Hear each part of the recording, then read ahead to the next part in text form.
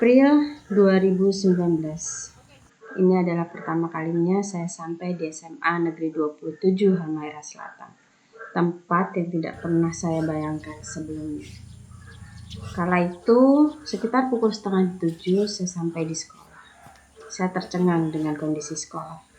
Bagaimana mungkin sekolah setingkat SMA jam 6:30 belum ada orang, baik siswa maupun guru. Setelah saya masuk kantor, memang benar tidak ada guru satupun di sana. Hingga tidak lama kemudian, datanglah beberapa siswa, tidak banyak. Saya kira nanti sekitar pukul 7 pasti semua sudah datang. Namun perkiraan saya salah. Bahkan hingga jam 7 ketika saya memberikan apel, tidak lebih dari 20 siswa dari 90 sekian siswa aktif. Keadaan ini sering membuat saya duduk termenung sendiri. Apa yang bisa saya lakukan? Apa yang harus dirubah? Karena saya tahu ada yang salah dengan kondisi ini. Hari demi hari saya memikirkan strategi apa yang harus saya lakukan untuk memperbaiki keadaan ini. Saya mencoba mendiskusikan kondisi ini dengan kepala sekolah. Beruntungnya, kepala sekolah memiliki tujuan yang sama dengan saya. Berkali-kali kami lakukan, dan tentu bukan hanya dengan kepala sekolah saya berdiskusi terkait hal ini. Presensi adalah kunci kala itu, hingga akhirnya presensi ini kami terapkan. Dan tentu ini membutuhkan waktu, kebiasaan, karena ini adalah budaya baru, budaya yang tidak pernah ada sebelumnya di SMA Negeri 27 Halmahera Selatan. Namun, kondisi ini tidak serta-merta memudahkan langkah kami. Pro dan kontra terjadi di orang tua wali dan masyarakat. Namanya juga budaya baru. Kami harus perlahan menerapkannya. Pro dan kontra membuat saya bimbang dan sempat gelisah dengan keadaan. Namun saya tidak menyerah hingga akhirnya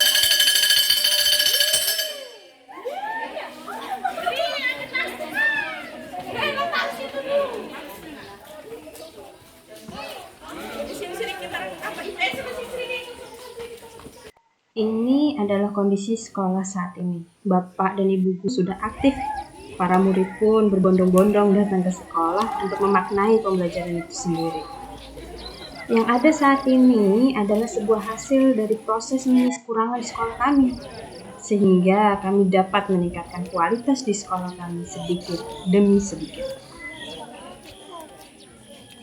Dari proses menyisir inilah saya mendapatkan motivasi ekstra untuk terus bergerak, untuk terus menggerakkan sekitar saya. Saya juga ingin memotivasi rekan-rekan guru lainnya, karena jika bukan kita yang meratakan pendidikan, lalu mau siapa lagi?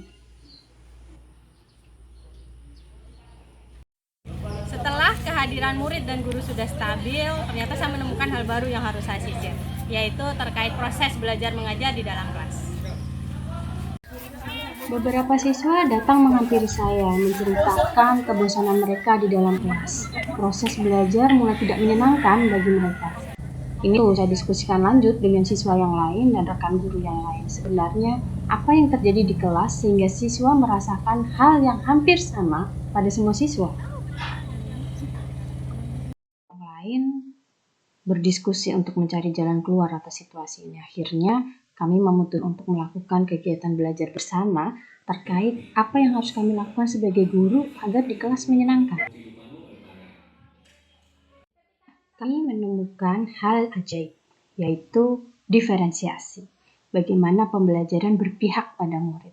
Untuk memulai itu, maka kami menyiapkan media ajar untuk di kelas.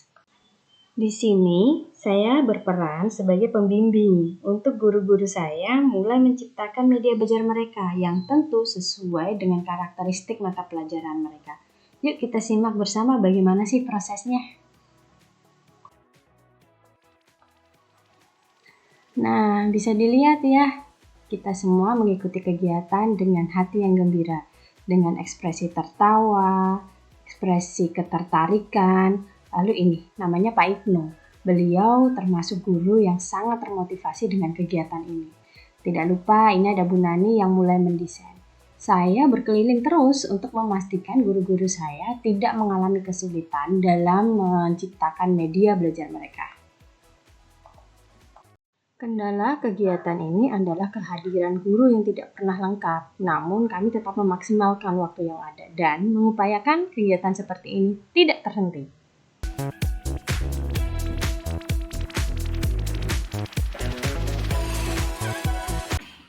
Wah, terlihat sekali ya ekspresi bahagianya ketika mereka berhasil membuat media ajar mereka.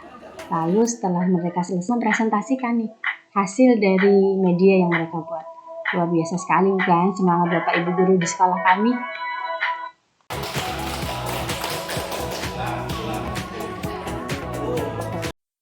Nah, mari sekarang kita lihat bagaimana implementasinya di dalam kelas. Nah, terlihat kan guru-guru senantiasa mendampingi murid dan lebih asik menjelaskan dengan berbagai media yang tersedia.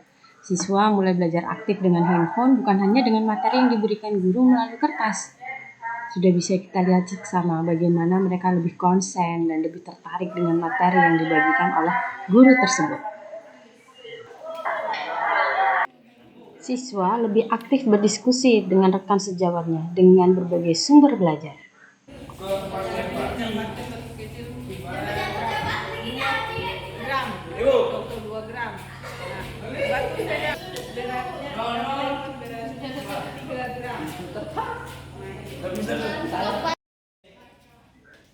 Cara belajar pun beragam. Ini yang kami maksud dengan diferensiasi proses. Peserta didik diberikan kebebasan untuk memulai pembelajaran sesuai dengan kemampuan mereka.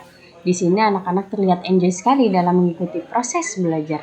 Mereka berkelompok, berdiskusi, bahkan saling memberi masukan satu sama lain. Ini yang kami harapkan di dalam kelas.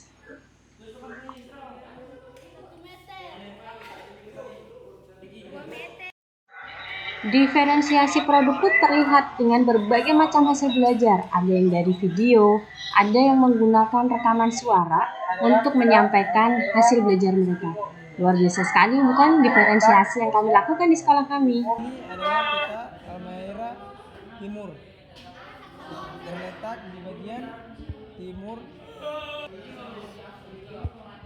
Ini kota Ternate. Lalu, bagaimana dan apa yang dirasakan murid serta guru dengan pembelajaran berdiferensiasi? Dengan beragamnya cara belajar dan banyaknya media belajar, saya merasa belajar lebih mudah dan menyenangkan. Dengan adanya pembelajaran berdiferensiasi, tujuannya adalah dengan memudahkan guru agar bisa mengetahui cara belajar siswa yang berbeda-beda, yang beragam di dalam kelas, sehingga persiapan guru dalam kerangka pembelajarannya bisa lebih optimal dan efektif, karena dengan adanya berbagai macam keragaman cara belajar, pengalaman siswa yang berbeda-beda tersebut membuat guru juga bisa senang dengan adanya metode pembelajaran diferensiasi.